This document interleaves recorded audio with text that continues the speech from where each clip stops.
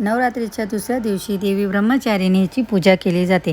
देवीचे रूप खूप सुंदर व देखणे आहे. पौराणिक कथेनुसार देवीने पूर्वजन्मात हिमालयाची कन्या म्हणून जन्म घेतला होता. तेव्हा शंकर भगवान तिचे पती व्हावे म्हणून नारद मुनींनी देवीला कठोर तपश्चर्या करायला सांगितली.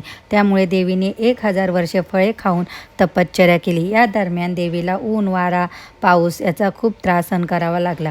नंतर देवीने बेलाची पाने 3000 वर्ष खाल्ली. अशा प्रकारची तपश्चर्या करून देवीचे शरीर थकले होते. देवीची ही दशा देवीच्या आई मैना यांना बघवत नव्हती. देवीला या कठोर तपश्चर्येपासून मुक्त करण्यासाठी देवीला उमा असे करू नकोस, तेव्हापासून देवीच्या पूर्वजन्मीचे म्हणजेच उमा हे नाव पडले. अशी तपश्चर्या बघून सर्व देवी देवता आश्चर्यचकित झाले होते. तेव्हा थेट ब्रह्मदेवांनी आकाशवाणी केली की हे देवी, तुम्हाला महादेव हे पती म्हणून लाभतील असं वरदान दिलं आणि तेव्हापासून देवींना ब्रह्मचारिणी असे नाव पडले.